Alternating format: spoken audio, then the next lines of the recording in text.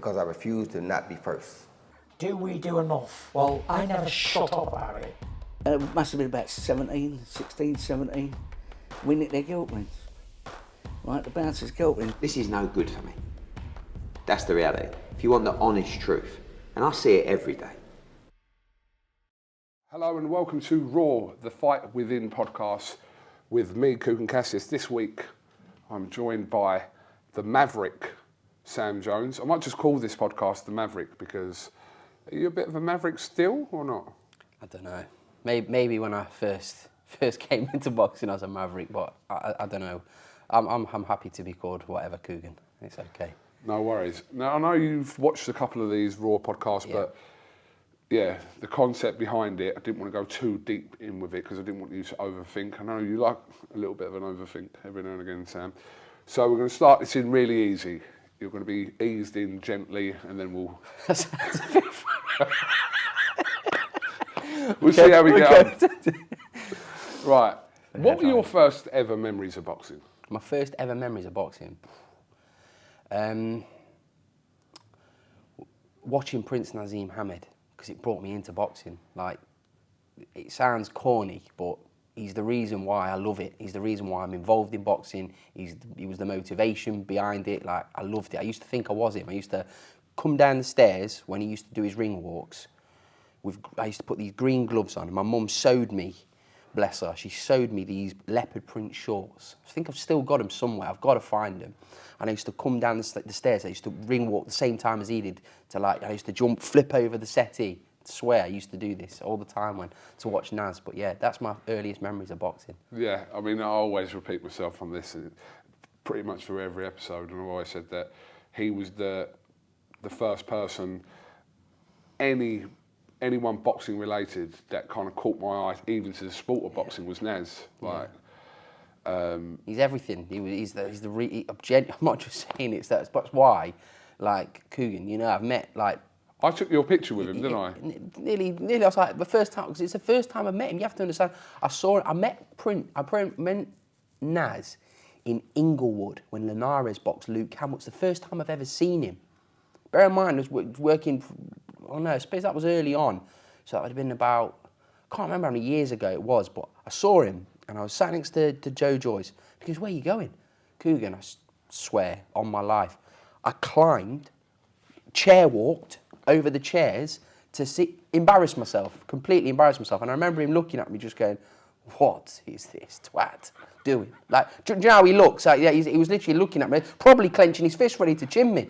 But he looked at me and I'm just like, Naz, I've got... And I remember having a picture with him and half my head was, Joe Joyce took the worst photo you've ever seen.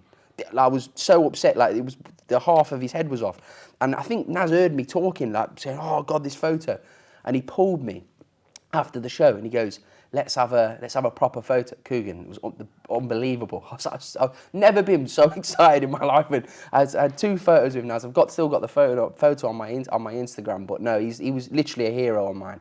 And every time I see him, I've been to his house. Like, as I was saying, I speak to him quite a little bit, because I'm quite good friends with his sons now as well. But I never get bored of like chewing his ear off about old boxing stories, because he's a legend. He's the reason why I love boxing. But yeah, hero of mine. Do you remember the first ever fight you went to? Like boxing as a fan? Do you know what? That's an actual really good question. I don't remember mine. I don't remember the first actual fight I went to. I'm trying to think of my first. It's weird because I remember the first ever football game I went to. Same. Chelsea against Derby County. Yeah, Arsenal Norwich was my one. At the baseball ground, that was my first ever football game. KUGAN. I went to Hatton against Costa Zoo. I'm trying to think, was that the first live one I went to? How many years ago were we talking with that? Over 20 years ago. Hatton Costa Zoo. Around that sort of time, yeah. No, I think I've been one before. Pacquiao was 2009, and that was 14 years ago. So it could have been 17, 18 years ago, possibly. Possibly that. That might have been it. So excellent question. It's an excellent question. A lot of people don't know the answers to this. Unless No, it was I'm trying to genuinely like try and think. a really kind of huge. Because my dad's mate Kugan, he used to work in. My dad was a general manager at British Car Auctions, so he used to run all the sites. There's a reason why I'm telling you this, and he was mates with Nazim Hamid. Apparently mates with Nazim Hamid, and he goes, "Oh, I'll get you some tickets." And I remember my dad coming home to me, and there's not many promises my dad didn't deliver on, even though he's a bit of a fucker sometimes. There's not many times he didn't deliver on what he said, but he said, "Sam, I'm going to take you to watch Prince Nazim Hamid." And I think it might have been against, the fight was meant to be against, I'm trying to think, Boom Boom Johnson. Right. That was meant to be the fight. I'm sure it was that fight. And he didn't come up with the tickets. And I just remember being devastated. But that was my chance to watch Naz box. But yeah, that was I always wanted to go and watch Naz live. So I always kind of hoped he would come back for a little exhibition. I don't think it's going to happen now. But no, that was who I always wanted to watch. Because again, I just don't think in our lifetimes we will ever, it's reverting back to him again, but I could speak about Naz all day, but I don't think in our lifetime we will ever see somebody as entertaining and brought what he did to a boxing arena, ring, everything. I just think he was absolutely incredible. Absolutely. I remember a time when Kell Brook was fighting Errol Spence. Yeah, I remember. I was there, Bramwell Lane. At Bramwell Lane. And on the day of the weigh-in, I was going out in Sheffield. How many years ago now? 7, 8 years ago. Yeah. Is that long ago? Jesus. I think so, yeah. So Naz rung me, yeah, which is even weird to see his name come up on the phone. And he's like, "What are you doing tonight?" I said, "I'm just going out in Sheffield." He went, "No, you're not." He said, "I'm coming to pick you up at 7 o'clock. Be ready outside the hotel." I said, "All right, no worries." So I've spoke to people. I'm like, "I'm not coming out tonight." Didn't say I was going out with Naz, but anyway. So he picked me up in his Tesla, and then we drove to I think it was his sister's house where in Sheffield, yeah, done food and everything, and then we went to Bradford. We ended up, his Tesla ran out of the charge, so we couldn't find a charge point. But anyway, borderline, I was out with him till 6 in the morning. But it was the best experience. He literally dropped me off 12 hours after, but I was with him the whole time. It was just a surreal experience. Do you know what? I'll show you this. Show you just to point out. So when I was, I'm trying to think when he was, but he got my, it might have been you. Was it you that gave him my number? I don't know. It might have been his son, Adam, so I don't know. But this was when I went to his house and I took his dog. We took his dog for a walk around the park. He was just telling me stories listen, but people that are fanboy, no problem, call me a fanboy. I am a fanboy. I'll always forever be a fanboy of Naz, always. Yeah, I'll take that with Naz. Interesting one for you. If you weren't in the business of boxing, what do you think right now you'd be doing? Kugan, I don't know. Surviving. But in what? What would I be don't your know, profession? because listen, I've worked doing every job. Literally, you can imagine.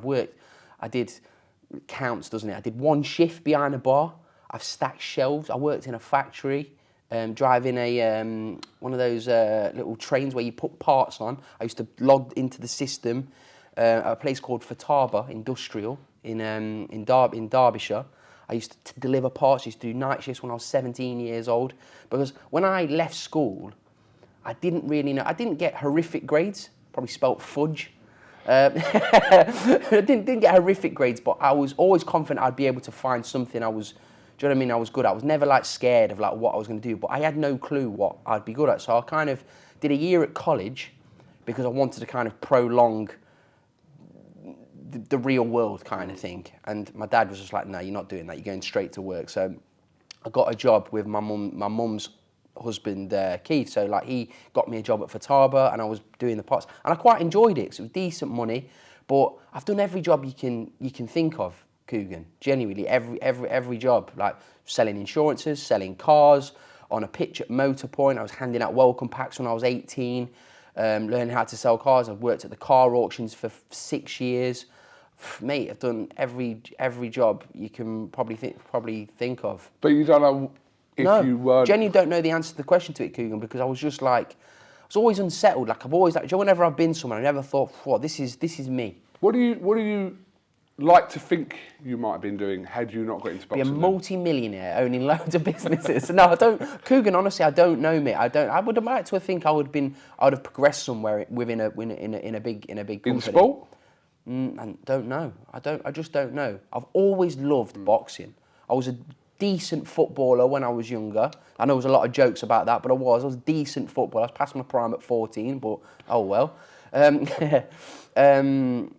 But no, I don't know Kugan, but I've always loved boxing. Always loved it. Getting up to watch Lennox Lewis and Naz, that was like the back end of Chris Eubank and Nigel Benn. I remember my mum and dad aren't together anymore. They've been divorced for 25 years, probably and the rest.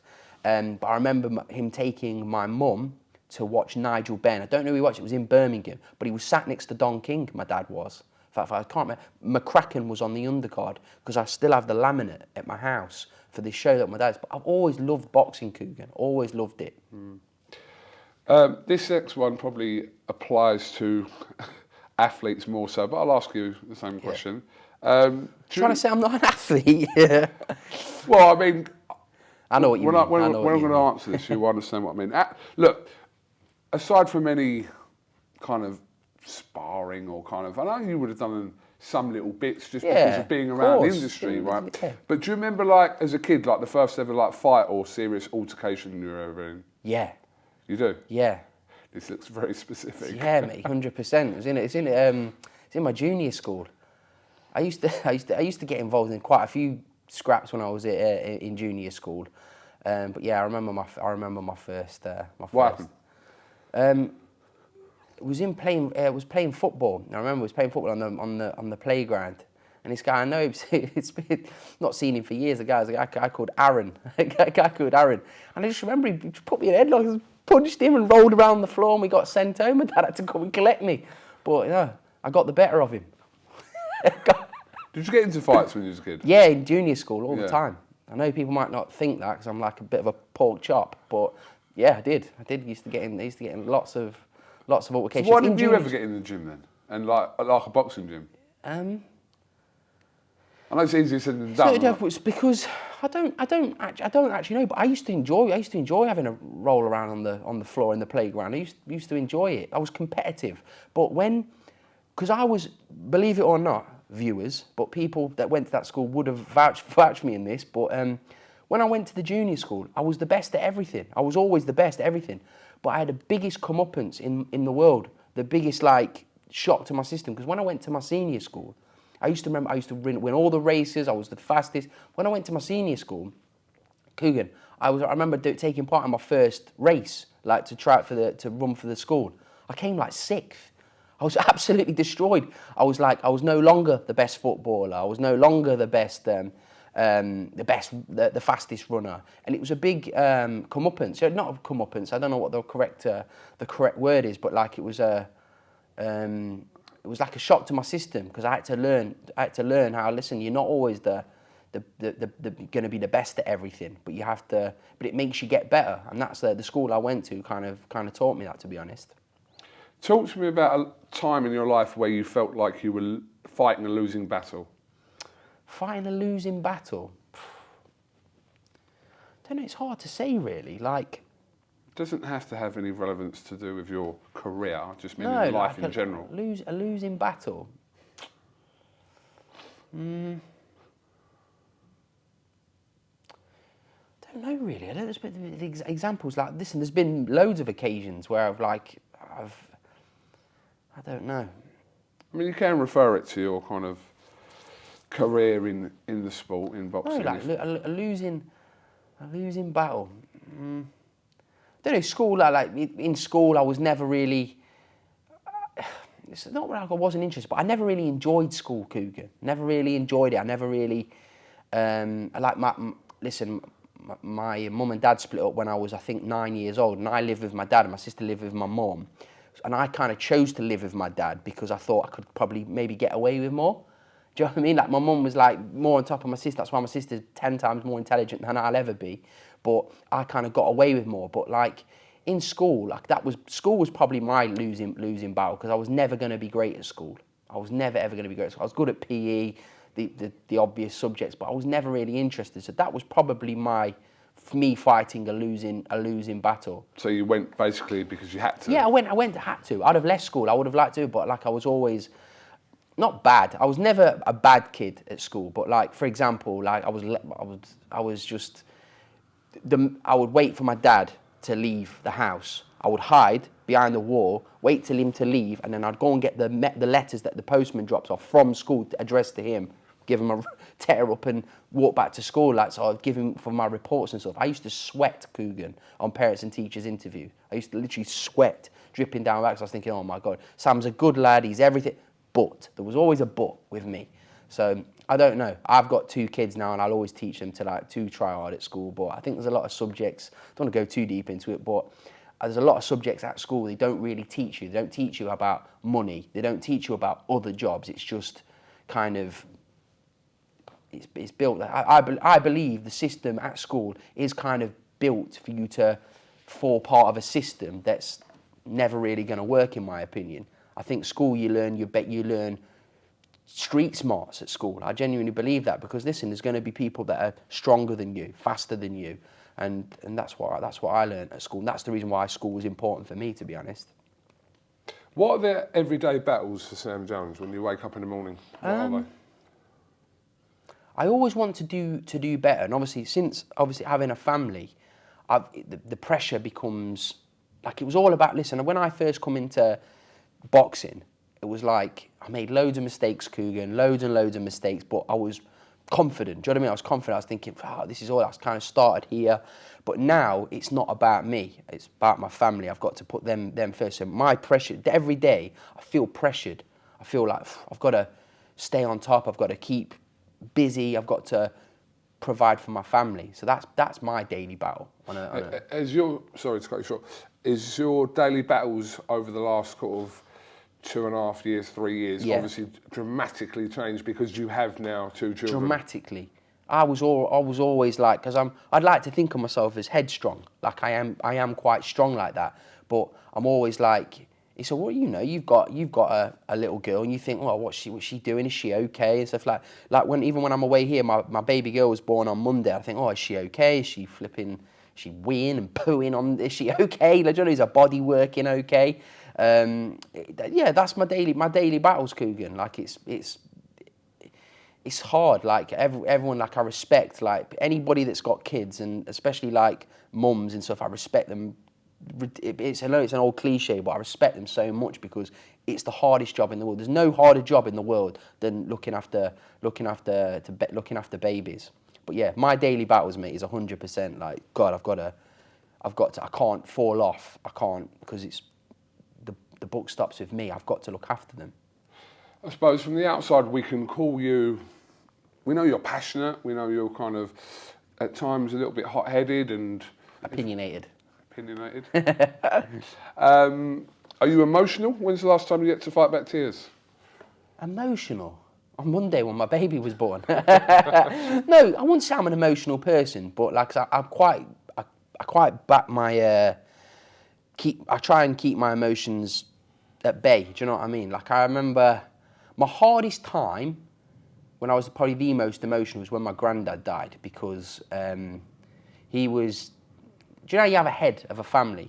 I'm sure I've spoke to you about this before, haven't you? Do you have a head of a family? He was the head of my family.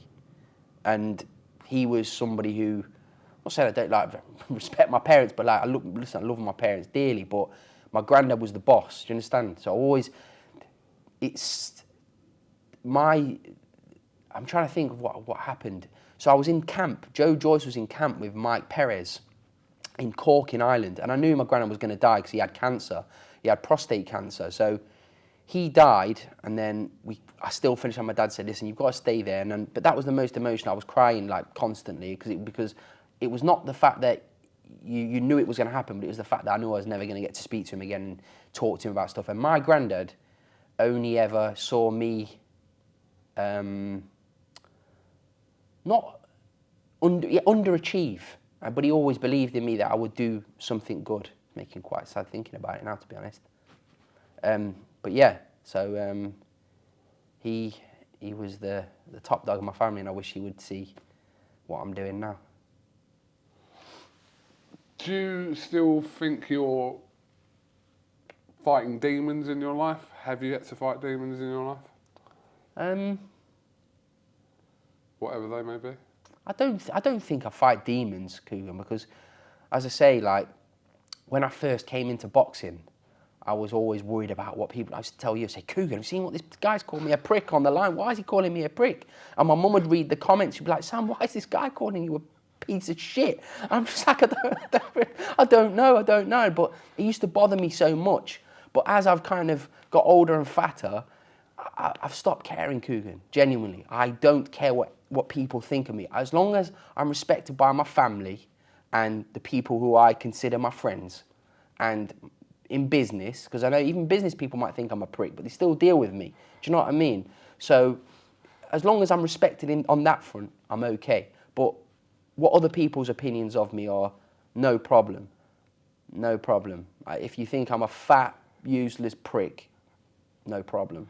I remember, Sam, when you first started kind of doing interviews, and this is even before we kind of first started speaking, when Savannah Marshall was on the undercard of Mayweather and... Yeah, McGregor. McGregor, yeah.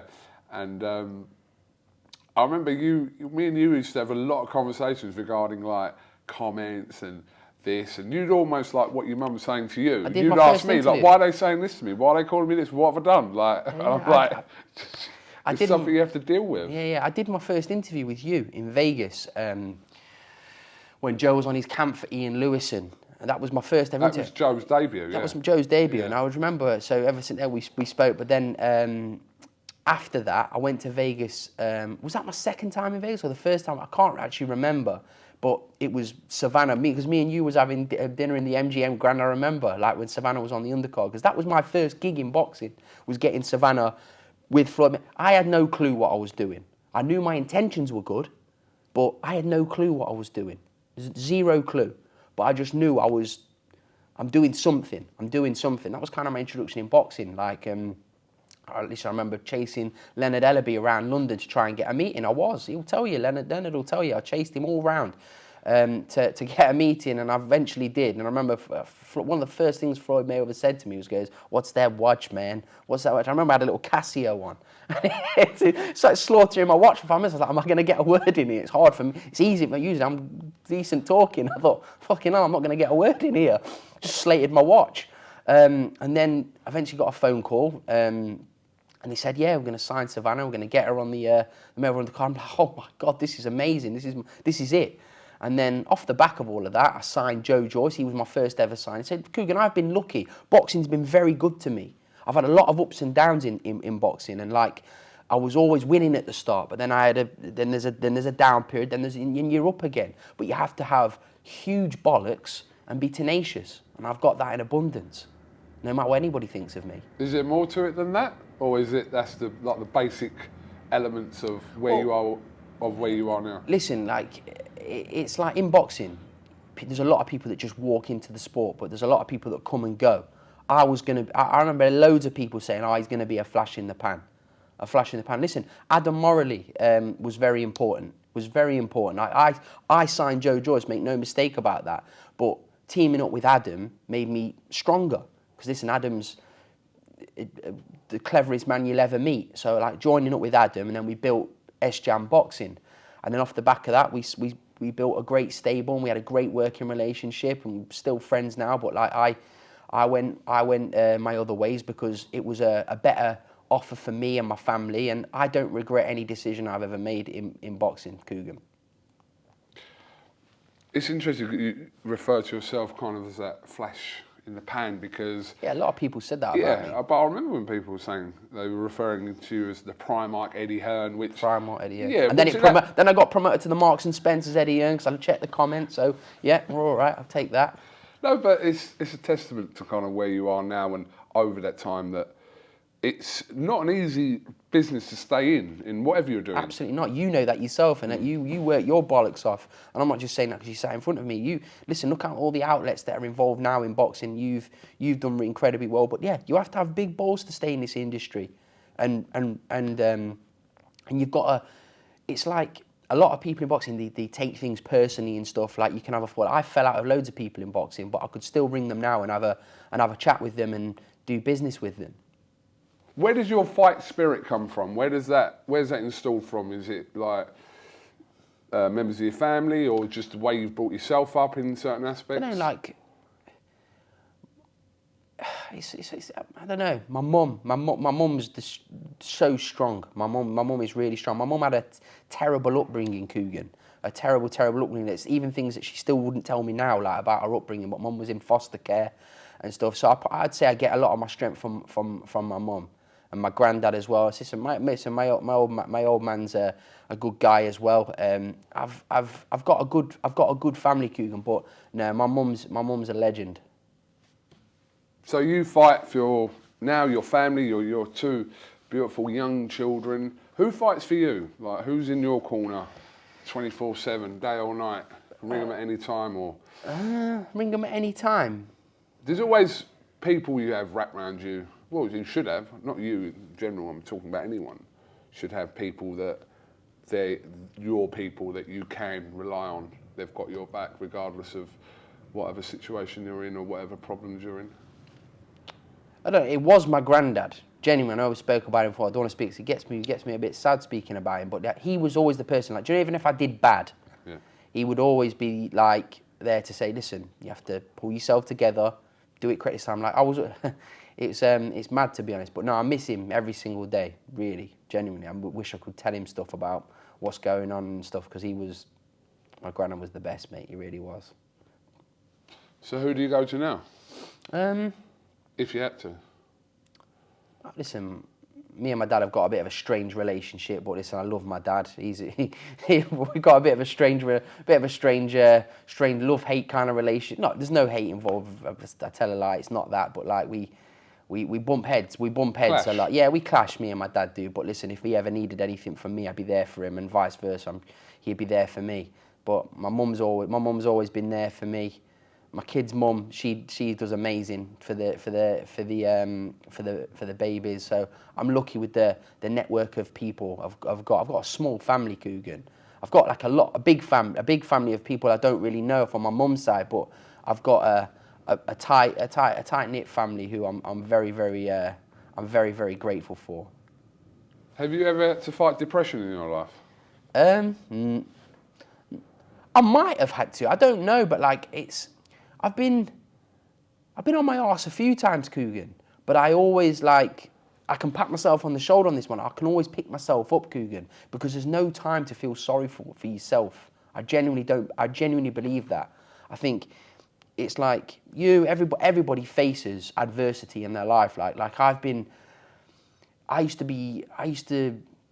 been fired from jobs and stuff, and I used to come and I used to be scared to tell my dad. I've failed at school in certain subjects with grades, and I used to be scared to tell my dad. So I always kind of felt like I had to deal with stuff on my own. Do you understand what I mean? I was kind of like, I remember getting let off from a job, and I remember like, oh my God, I'm going to tell my dad this. Like I've been let off from a job, and that was hard times in my life, because I didn't know what direction I wanted to, or I was going in life, but I always knew that I belong somewhere. I don't say I'm a talented person, but I know I'm honest. I am honest when it comes to like myself, and I think, Pinek, I belong somewhere. And when listen, the boxing thing, I was very fortunate, but I also know that I do a good job. I do a good job, and I back myself. But there's no specific period of your life where you can refer back to and think, do you know what, I was depressed there? Depressed? Maybe in my early 20s, when I just didn't know where I was going in life. You're in your early 20s now? Sure, Kugan. I wish I was. I'm in my, people say I have to use hair dye in my hair. I can absolutely assure you, listen, I've had a hair transplant here in the corners, fresh one, shout out, get more hair. Mike can get more hair, no problem, go and see him if you've got a baldy Swede. But no, I've never dyed my beard in my life. I've never dyed anything. I've just got, my grandma and my granddad both had like really, really dark hair. My dad has as well, really dark hair, so I'm quite lucky when it comes to the darkness, but I'm sure I will go grey at some point. Got a few stragglers I've got in a the few old there. beard. But you said in your early 20s. If you Yeah, were- in my early 20s, Coogan, I don't know, like, 'cause I didn't know what direction I was going in life. And it was upsetting. I used to get down a lot about it, but I always thought to myself, there's one thing about me, Coogan, I won't give up on things. Genuinely, I will not give up. Do you know when you go and like you get a job, or it's not for you, or you get removed from the position or whatever? Don't ever doubt yourself, because I'm a true believer. If you work hard for something, or if you want something in life, you can get it. You can. You can make a life for yourself. You really, really can. And you shouldn't be discouraged by things that go wrong. It should encourage you. It really should. It's always spurred me on. When things go wrong, I think, if you hit rock bottom, you can't go any further down. The only way is up. And that's where I've always lived by. I've always believed in myself. How old are you now? I'm 34, Coogan. I'm getting on a bit. So, if you could take yourself back, say 20 years. Yeah. So, a 34-year-old Sam Jones giving advice to a 14-year-old Sam Jones at that point in your life. Yeah. What would he say to him? Enjoy the moment. Enjoy moments more. Don't wish your life away. Genuinely enjoy every single moment, because it goes really fast. I'm talking like I'm a 90-year-old man here. I'm not. But I'm saying I remember very clearly being 14 years old and like, bang, it goes so fast. Everything goes so fast. Enjoy time with your family. Enjoy moments. Like, we're all bad with it, with phones and stuff nowadays, and like, everything's like, I'm on my phone constantly because it's work and stuff. But I did wish I would have enjoyed moments a bit more. Nothing to do with phones then, but I'm talking using them as an example now. Enjoy your moments. Enjoy time with your family, and if you're blessed to have grandparents, spend as much time as possible with them. What certain aspects of your life, as like that sort of age, 14, 15, 16, still plays in your life at 33, 34, 35? What are the similar things? Because we always kind of, that middle 20 to 30 is a bit of a learning curve for everyone, isn't it? 20 to 30, and then when you reach 30, that's a different learning curve. But what's similar Sam Jones like aspects from that age to where you are now? What's similar? Yeah, what's similar? My handsome good looks. I'm just joking. I don't know. I think I'm pretty much still. I'm the same kind of person, to be perfectly honest. I don't know. Like, it's a bit of a weird age to ask you that, because obviously a 20-year gap. If you're nearer my age, from like 20 to 40, I'm still a bit of a big kid. Yeah. Like, I still like watch a bit of wrestling here and there. I'm still a little bit of a geek on that. So no, I'd say that, to be honest. Like my fun side from when I was that age to now. Like, I would still consider myself to be quite fun. I'm not a boring person. Well, I definitely wouldn't call you a boring person, Sam. I am when it comes to going out, because I know people think that I'm this big party animal. You never go out. Please confirm, Coogan. I don't drink. I don't do any other activities. I am very like after the fight. There's a fight on tonight. Like, I'm going straight back to my room to bed. You've threatened on numerous occasions over the years to like, yeah, we'll definitely go out. You've never fulfilled any of that. Coogan, my friends, right, my old friends I used to go out with, right, they will tell you. I would be like, do you know when you have your drinks with your mates before you go out on a night out? That would be my favourite part of the night out, in my house, like that. Soon as I remember walking into a club, like, I think it was for my I'll tell you another one, I won't bore you to death, but I remember walking in, seeing a bit, just walked out, just didn't fancy it. Didn't fancy people breathing all over me and touching me, and sweaty people putting their arms around me on nights out. But I remember going to Vegas for one of Joe's training camps, and Joe will tell you this. And Linares was there, and his people, and they were all like going out for New Year, because we thought, me and Joe used to go there. We used to go to Fat Burger. It was like a ritual. Love Fat Burger. It's the goat of burgers. But we used to go there, Fat Burger, and go out and have a night out a little bit before. And I remember it was New Year's Eve, and Joe was getting, and I was getting, Joe, I just don't fancy it. Stayed in my room all night. Right, and I just watched the fireworks in the window in Las Vegas. It's just the type of person I am, Coogan.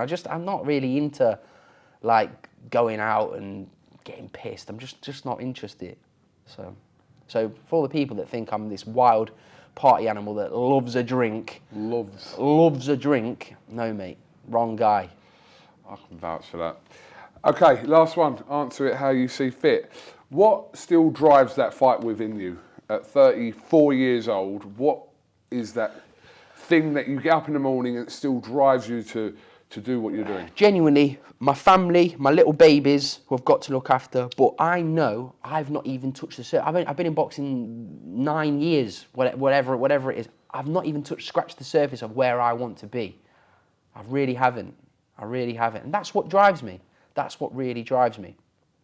And that's what and I want to like make because I'm not worried about other people, but I want to make my family proud of me. I want to make my kids proud of me. Like think, oh, that's my dad. He did that, and yeah, that'll be my achievement in life, my biggest achievement in life.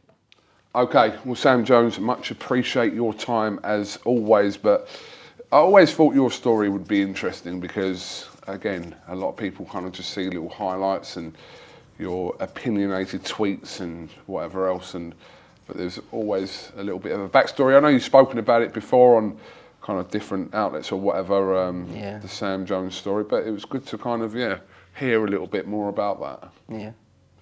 No, listen, mate, this is why I said to you, and I'm not just saying this, if somebody like me can do this and be involved in this, whatever dream you want to chase in your life, chase it and don't ever be discouraged by people because not everybody deserves to hear your dreams. So sometimes keep it to yourself on what you want to achieve and don't make announcements until they've happened. Are you happy? Am I happy? Yeah, I am happy. I'm not like fulfilled, like in the sense of, do I think I've fulfilled my absolute potential yet? No. But am I happy? Absolutely. Okay. Like I said, thank you very much. Sam, do you know what? Before we actually finish, I do want to make reference to, I don't normally make reference to when interviews are done, but we are in Manchester and we are at a certain hotel. Can you just read this of this hotel? You're going to show me this creepy thing? No, I'm not going to show you anything. Just read it for people that know. Right. So they're talking about the Kimpton Clock Tower Hotel in Manchester. The hotel. Read it. The hotel is purported to be haunted. One of the staircases is said to be haunted by a grieving war widow who committed suicide by throwing herself down from the top floor. The staircase in question was accessible to men at the time. Room 261 is allegedly haunted, with reports of the sound of children playing at night. We are in room 261. We are in room 261. That is no word of a lie. Room 261. We are in room 261, and thank you, Matchroom, for putting me in room KUGAN Cassиus' 261. room. People have been haunted. I won't be No, able but to I sleep thought in everyone was winding me up when they were going out, you got the haunted room, until I actually, on Wikipedia, 261, shout out the Kimpton Hotel, which is a fabulous hotel, by the way. Yeah. And thanks to Matchroom as well, putting me in here. But They've done it on purpose. they've put me in 261, and this is... I legitimately, I'm not just saying this, I wouldn't be able to sleep in this room now, knowing this. That report, room 261 is allegedly haunted with reports of the sound of children playing at night. Oh my God. I've been here 2 nights. I mean, I've still got one more night to go. I mean, If you're not here in the morning, we know where I've you've been gone. captured somewhere. Jesus. All right, Sam Jones, thank you very much for Nice appearing one, on Raw the Fight Within podcast, and Yeah. we will see you next week. Make sure you comment, like, and subscribe, and take it easy.